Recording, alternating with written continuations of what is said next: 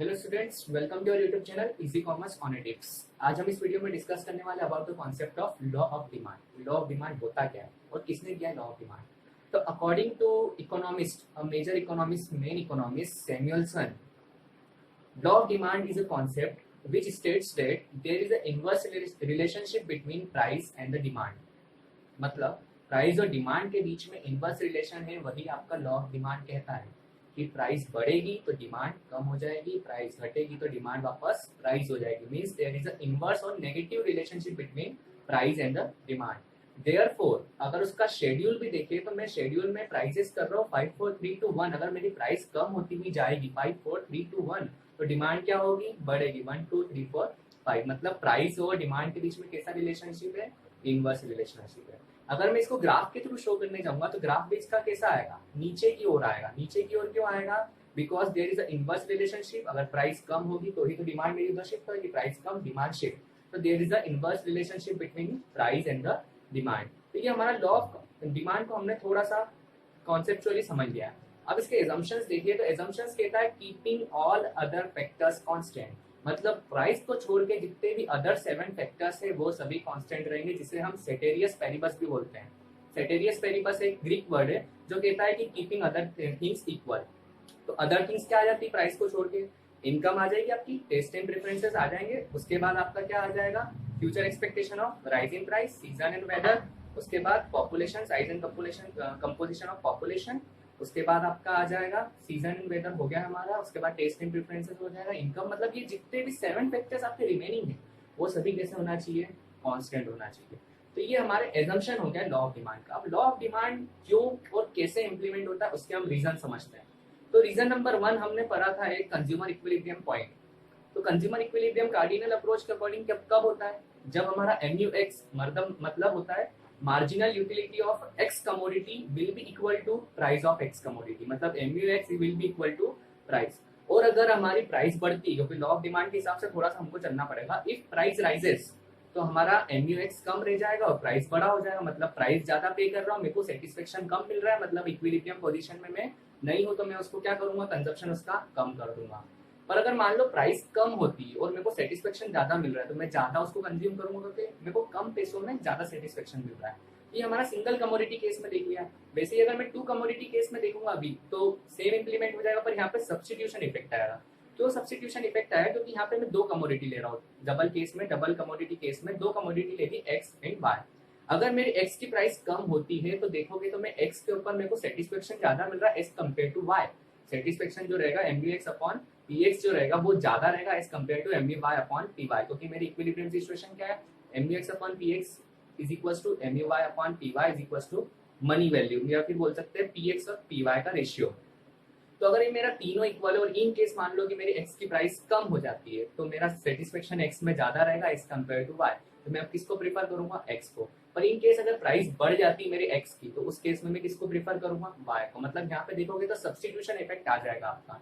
ये single commodity case और double commodity case के कारण ही लॉ ऑफ डिमांड एप्लीकेबल है। उसके साथ साथ एक इनकम इफेक्ट भी आ जाएगा। क्यों इनकम इफेक्ट आएगा कि अगर प्रोडक्ट की प्राइस कम होती है तो उस केस में मेरे पास सेव ज्यादा रहेगा, तो मैं सेव करने की बजाय उसको और थोड़ा ज्यादा खरीद सकता हूँ, क्योंकि मेरी इनकम ज्यादा बचेगी मेरे पास। ये एक इनकम इफेक्ट आ गया जिसके कारण लॉ ऑफ डिमांड एप्लीकेबल होता है।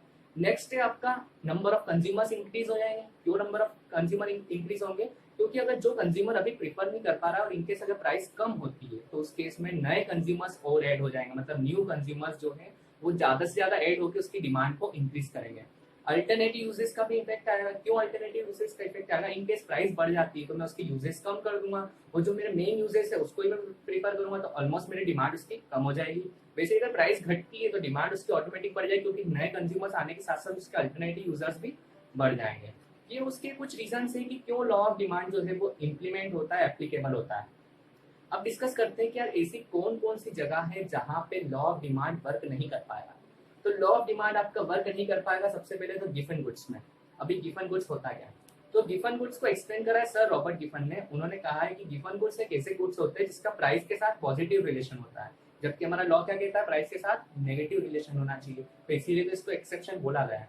तो गिफन गुड्स के अकॉर्डिंग उनका मानना है कि ऐसे गुड्स भी होते हैं जहां पे अगर प्राइस बढ़ेगी तो उसकी डिमांड बढ़ेगी। क्यों बढ़ेगी उसका एग्जाम्पल ले सकते हैं। फॉर एग्जाम्पल एक मेंबर है पूरी कंट्री का है एक्स, उसने क्या करा, अगर प्रोडक्ट की प्राइस थी 10 रुपीज और अब वो हो गई है 20, तो वो क्या कर रहा है, उसको प्रोडक्ट को तो वही परचेज करेगा, पर वो क्या कर रहा है, अपने दूसरे खर्चों को कम करके उस प्रोडक्ट को ज्यादा परचेज करेगा। मतलब वो यहाँ पे एक कॉम्प्रहेंसिव मेथड यूज कर रहा है। वो कैसे यूज कर रहा है कि वो दूसरे एक्सपेंसेस को कम कर रहा है, जो उसके फालतू एक्सपेंसेस को कम करके अपना मेन एक्सपेंस जो है उसके लिए नेसेसिटी गुड्स जो है उसको ज्यादा परचेज कर रहा है। तो इसीलिए इन्हें गिवन गुड्स नाम दिया है। मतलब गिवन गुड्स एक पहला एक्सेप्शन है जहाँ पे प्राइस और डिमांड के बीच में पॉजिटिव रिलेशन होता है, ना कि नेगेटिव रिलेशन, इसीलिए इसको लॉ ऑफ डिमांड का पहला एक्सेप्शन बोला है। नेक्स्ट है आपके रेयर आर्टिकल्स। रेयर आर्टिकल्स का ज्यादा अपन सप्लाई तो कर ही नहीं सकते। For example Mona Lisa painting, Kohinoor, ये रेयर आर्टिकल्स हैं। तो ये रेयर आर्टिकल्स के केस में भी डिमांड, लॉ ऑफ डिमांड यहाँ पे फेल हो जाता है। क्यों फेल हो जाता है? क्योंकि यहाँ पे आपको प्राइस कितनी भी कम ज्यादा कर लो, यहाँ पे डिमांड चेंज नहीं हो सकती। क्यों नहीं हो सकती है? यहाँ पे डिमांड बढ़ भी जाएगी पर सप्लाई नहीं बढ़ पाएगा। क्यों नहीं बढ़ पाएगा? क्योंकि वो गुड्स तो उतना ही, उसकी डिमांड उतनी ही बचेगी और इसकी इसीलिए यहाँ पे प्राइस हाई रहती है तो डिमांड भी साथ में हाई रहती है, क्योंकि वो लिमिटेड आइटम्स हमारे पास। फैशन रिलेटेड गुड्स को देख लो, तो फैशन रिलेटेड गुड्स की भी प्राइस हाई रहती है, साथ में उसकी डिमांड भी हाई रहती है।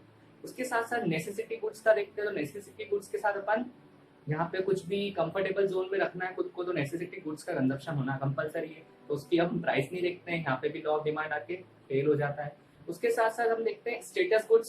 स्टेटस गुड्स को अपन बोल सकते हैं goods of ऑइंस्टिनेशन।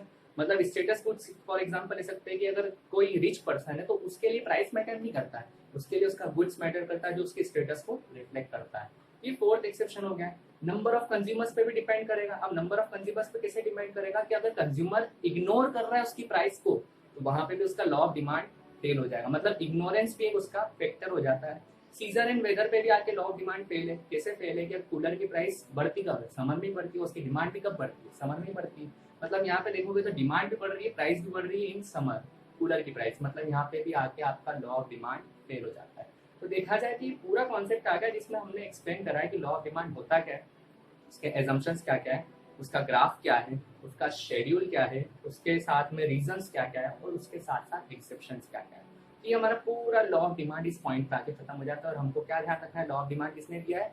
Economist Samuelson, professor Samuelson ने, जो नोबेल प्राइज विनर है, उन्होंने लॉ ऑफ डिमांड को एक एस्टेब्लिश पूरे प्रॉपर तरीके से एक्सप्लेन करा है with the help of all the necessary things. So ये हमारा पूरा वीडियो था लॉ ऑफ डिमांड का। Thank you. Subscribe now and press the bell icon. Never miss an update.